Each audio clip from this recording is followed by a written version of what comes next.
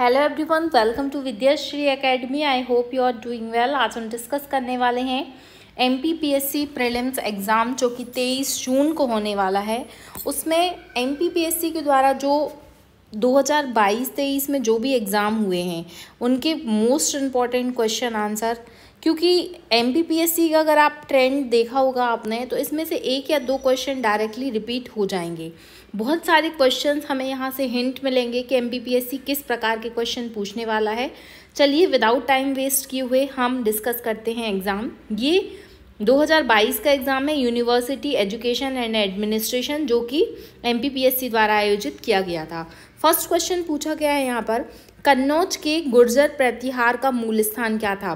क्योंकि इसमें आंसर दिए हुए हैं इसलिए हमें बिल्कुल क्वेश्चन बस पढ़ना है और उसको याद करना है। कन्नौज के जो गुर्जर प्रतिहार थे उनका मूल स्थान था उज्जैन। याद रखिएगा उज्जैन, चूँकि इस बार जो हमारे मुख्यमंत्री जी हैं, जो कौन है, मोहन यादव जी, वो दक्षिण उज्जैन से आते हैं, इसलिए उज्जैन से एक क्वेश्चन एग्जाम में पूछा जा सकता है। बात उज्जैन की है तो याद रखिएगा उज्जैन में अभी क्या क्या हुआ है। तो जो वैदिक घड़ी है, वैदिक घड़ी का उद्घाटन जो हुआ है वो उज्जैन में हुआ है। अगर हम उज्जैन की बात करते हैं तो यहाँ पर विक्रमोत्सव का आयोजन भी किया गया है। उज्जैन में अभी एक फूड स्ट्रीट खुली है जिसे प्रसादम कहा गया है। इस तरीके से आपको उज्जैन का करंट अफेयर याद कर लेना है। सेकंड क्वेश्चन पूछा गया है, काफ़ी अच्छा क्वेश्चन है और नया क्वेश्चन है। जो चंदेल शब्द है, चंदेल शब्द का प्रयोग किस शिलालेख में हुआ है। आप जानते हैं कि चंदेल वंश के द्वारा छतरपुर में जो खजुराहो के मंदिर हैं वो बनवाए गए थे। खजुराहो के जो प्रसिद्ध मंदिर हैं, तो चंदेल वंश मध्य प्रदेश का एक बहुत प्रमुख वंश है।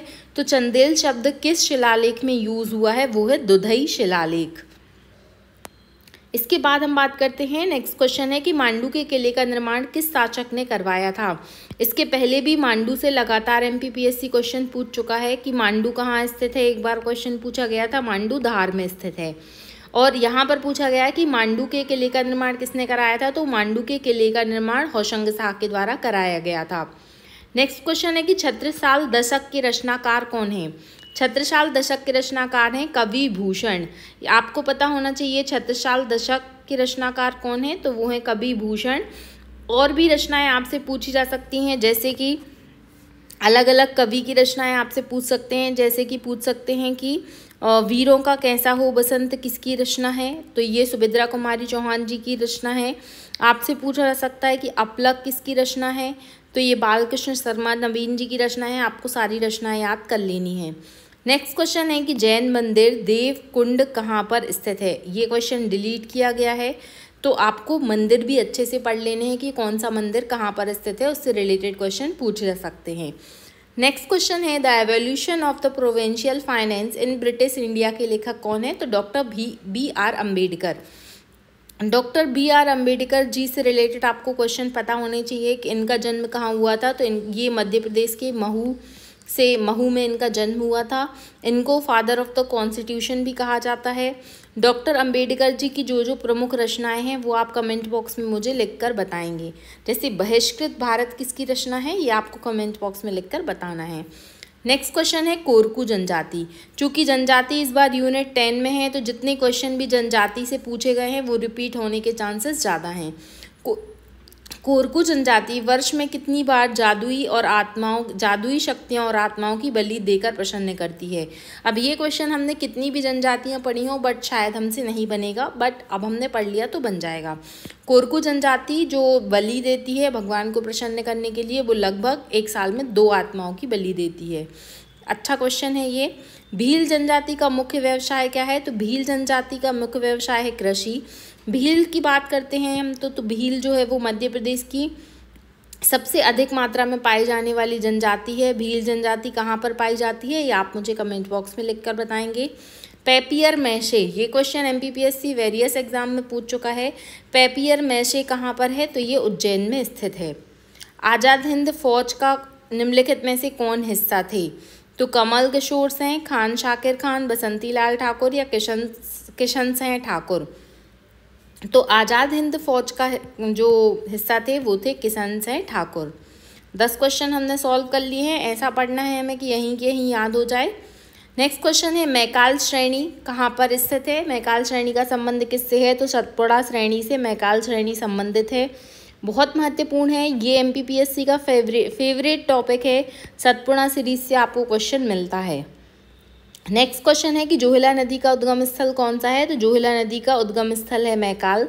याद रखिएगा, जो मध्य प्रदेश में अगर हम बात करते हैं तो नर्मदा नदी कहाँ से निकलती है, तो ये अमरकंटक से निकलती है। एक नदी और है जो मध्य प्रदेश में अमरकंटक से निकलती है, अगर आपको पता है तो आप कमेंट बॉक्स में लिखकर बता सकते हैं। नर्मदा नदी को नामोदास भी कहा जाता है। मध्य प्रदेश में ये 1077 किलोमीटर तक बहती है। फिर मांधाता गॉर्ज किस नदी से संबंधित है, तो जो मांधाता गॉर्ज है वो नर्मदा नदी से संबंधित है। फिर मध्य प्रदेश में सर्वाधिक वर्षा की परिवर्तनशीलता किस जिले में देखने को मिलती है, तो मध्य प्रदेश में वर्षा की परिवर्तनशीलता की बात करते हैं तो 4 ऑप्शन में से राइट आंसर होगा खरगोन। खरगोन को क्या कहा जाता है, तो इसे सफ़ेद जिला के नाम से भी जाना जाता है, क्योंकि यहाँ पर क्या है, काली मिट्टी पाई जाती है और सबसे ज़्यादा कपास का उत्पादन होता है। नेक्स्ट क्वेश्चन है कि बिजरी झगरा खंड खान किस कोयला क्षेत्र से संबंधित है, तो जो भिजरी झगरा खंड खान है वो सुहागपुर कोयला क्षेत्र से रिलेटेड है। सुहागपुर कोयला क्षेत्र कहाँ पर आता है, ये आपको पता है तो आप कमेंट बॉक्स में लिखकर बता सकते हैं। नेक्स्ट क्वेश्चन की बात कर लेते हैं हम कि मध्य प्रदेश के किस पेटी में सर्वाधिक मैग्नीज के भंडार पाए जाते हैं, तो जो मध्य प्रदेश की बालाघाट श्रेणी है वहाँ पर क्या है, सबसे अधिक मैग्नीज के भंडार पाए जाते हैं। अगर हम मैग्नीज की बात करते हैं तो मैग्नीज के प्रोडक्शन में एमपी का कौन सा रैंक है, फर्स्ट। इसके अलावा आपको याद रखना है कि हीरे के उत्पादन में भी मध्य प्रदेश प्रथम स्थान रखता है। इसके अतिरिक्त अगर हम बात करते हैं तो डोलोमाइट का भी प्रोडक्शन मध्य प्रदेश में अच्छा खासा होता है। दूसरा याद रखिएगा, चूना पत्थर आपसे पूछा जा सकता है कि चूना पत्थर के उत्पादन में मध्य प्रदेश का कौन सा स्थान है, तो ये सेकंड रैंक है। सिर्फ आपको दलहन याद कर लेना है कि दलहन के उत्पादन में मध्य प्रदेश फर्स्ट रैंक पर है। इसके अलावा हम बात करते हैं अगर सरसों के उत्पादन में, सोयाबीन के उत्पादन में, गेहूं के उत्पादन में, इन सब में मध्य प्रदेश सेकंड रैंक पर आया है। नेक्स्ट क्वेश्चन है कि गांधी सागर बांध कहाँ पर स्थित है। गांधी सागर बांध चंबल नदी पर स्थित है। गांधी सागर बांध की हम बात करते हैं तो गांधी सागर बांध की जो कैपेसिटी है विद्युत की वो कितनी है, वो 99 मेगावाट है या 172 है, ये आप मुझे कमेंट बॉक्स में लिखकर बताएंगे। फिर एशिया का सबसे बड़ा सौर ऊर्जा केंद्र कहाँ पर बन रहा है, तो गुड़। ये बहुत महत्वपूर्ण है। गुड़ कहाँ आता है, ये रीवा के अंतर्गत आता है। रानी अवंतीबाई परियोजना किस नदी पर स्थित है, इजी क्वेश्चन है, नर्मदा नदी पर स्थित है। जो बरगी डैम है, बरगी डैम परियोजना रानी अवंतीबाई डैम को ही कहा जाता है। फिर बघेलखंड में कौन सी मिट्टी पाई जाती है, तो बघेलखंड में लाल पीली मिट्टी पाई जाती है। अगर हम काली मिट्टी की बात करते हैं तो जो मालवा रीजन है वहाँ पर काली मिट्टी पाई जाती है। अगर हम बात करते हैं कि जो मध्य भारत वाला क्षेत्र, मध्य उच्च प्रदेश है, यहाँ पर कौन सी मिट्टी पाई जाती है, तो यहाँ पर जलोढ़ मिट्टी पाई जाती है। और अगर हम नीचे बात करते हैं बैतूल वाले रीजन की, तो वहाँ पर कौन सी मिट्टी पाई जाती है, वहाँ पर लेटेराइट मिट्टी पाई जाती है।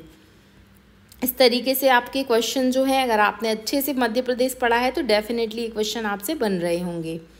इसके बाद बात करते हैं हम करंट अफेयर्स से रिलेटेड क्वेश्चन पूछा गया है कि आईएमएफ का फुल फॉर्म क्या होता है, तो इंटरनेशनल मॉनेटरी फंड के वर्तमान प्रबंध निर्देशक कौन हैं, वो हैं क्रिस्टीना जॉर्जिया। क्रिस्टीना जॉर्जिवा, ये नाम आपको बहुत अच्छे से याद कर लेना है। बात करते हैं हम आईएमएफ की, तो एक क्वेश्चन और पूछा जाता है कि आईएमएफ ने जो जीडीपी का अनुमान बताया है वो पहले बताया था कितना, 6.3, जिसको बढ़ा के 6.7 कर दिया है, तो ये भी आपको याद रखना है। अगर हम बात करते हैं वर्ल्ड बैंक की, तो वर्ल्ड बैंक के जो अभी प्रमुख बने हैं भारत की तरफ से वो हैं अजय बंगा, ये भी आपको याद रखना है। नेक्स्ट क्वेश्चन है कि 22वें विधि आयोग की कार्यविधि कितनी होगी, तो 22वां जो विधि आयोग है उसकी कार्यविधि होगी 3 वर्ष। नेक्स्ट क्वेश्चन है कि विश्व आर्थिक परिषद वर्ल्ड इकोनॉमिक फोरम 2023 की वार्षिक बैठक का आयोजन कहाँ पर किया गया है, तो ये किया गया है दावोस में, दावोस स्विट्जरलैंड में। महत्वपूर्ण क्वेश्चन है ये। वर्ल्ड इकोनॉमिक फोरम 2023 की वार्षिक बैठक कहाँ आयोजित की गई है? दावोस में। अब बात कर लेते हैं अगर हम अंतर्राष्ट्रीय संस्थानों की, तो इसमें आपसे पूछा जा सकता है G20। G20 की कौन से नंबर का था? तो 18वें नंबर का G20 था, जो कहाँ पर हुआ था? हमारे प्यारे भारत देश में हुआ था।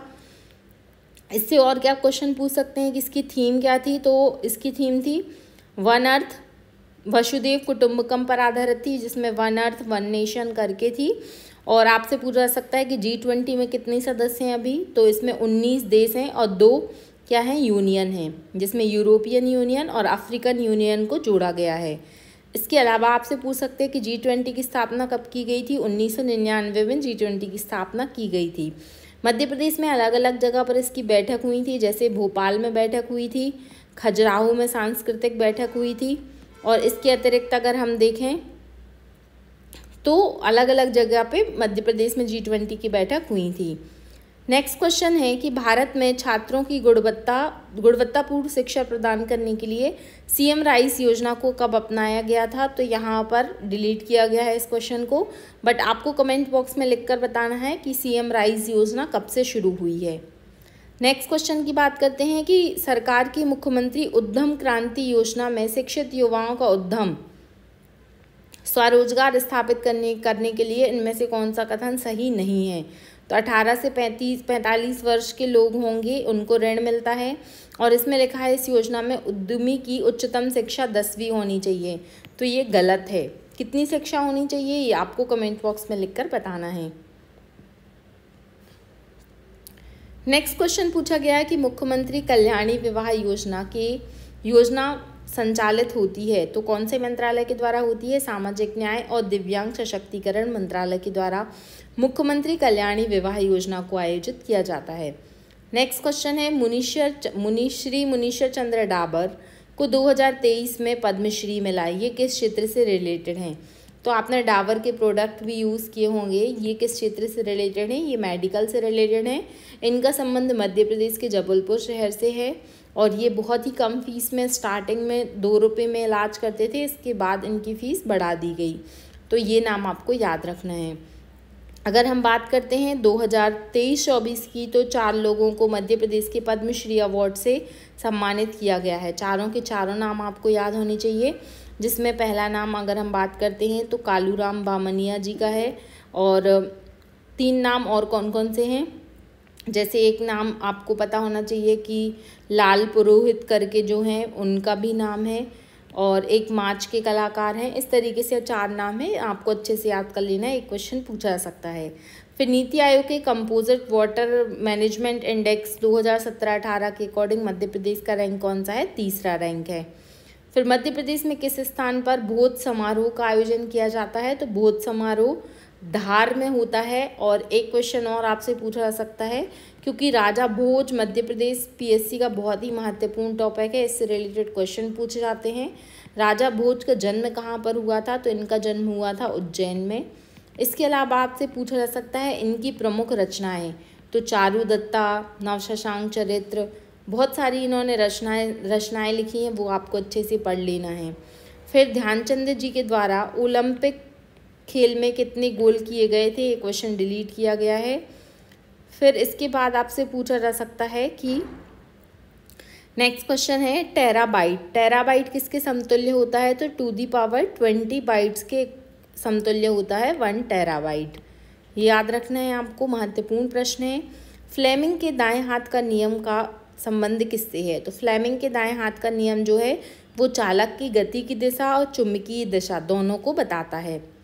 नेक्स्ट जो क्वेश्चन है वो ChatGPT में किस आर्टिफिशियल इंटेलिजेंस टेक्निक का यूज़ किया जाता है?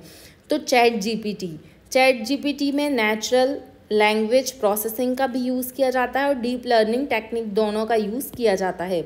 ChatGPT से लास्ट ईयर MPPSC में क्वेश्चन आ चुका है कि ChatGPT को किसने बनाया? तो OpenAI के द्वारा, जो कि माइक्रोसॉफ्ट की ही कंपनी है, उसके द्वारा बनाया गया था। आपसे एक और क्वेश्चन इस बार पूछा जा सकता है कि गूगल ने ChatGPT की तरह एक बनाया है प्लेटफॉर्म जिसका नाम है जेमिनी। ये क्वेश्चन भी आपसे पूछा जा सकता है। और अगर हम बात करते हैं जो बार्ड है, गूगल बार्ड, वो भी गूगल का ही है। नेक्स्ट क्वेश्चन है कि रोबोटिक्स में आवश्यकता होती है तो यांत्रिक अभियांत्रिकी अनुप्रयोगों की, इलेक्ट्रॉनिक्स अनुप्रयोगों की, या कंप्यूटर विज्ञान के अनुप्रयोगों की। तो यहाँ पर राइट आंसर होगा ऑल ऑफ दीज। फिर राष्ट्रीय सूचना विज्ञान केंद्र की स्थापना कब की गई? तो ये की गई थी 1976 में, ये आपको याद रखना है।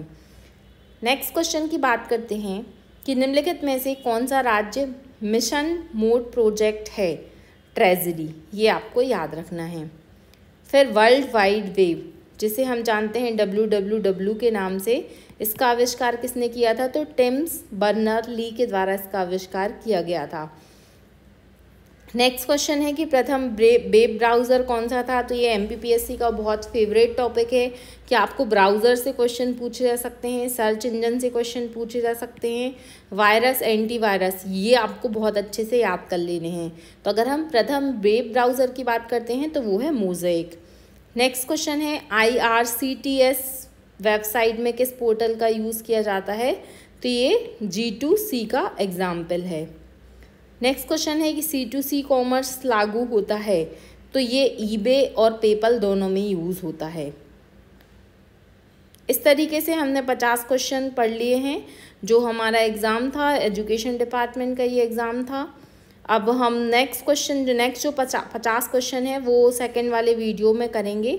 आई होप मेरा आप ये जो प्रयास है ये अच्छा लगा होगा और डेफिनेटली आपके एग्ज़ाम में से हेल्प मिलेगी।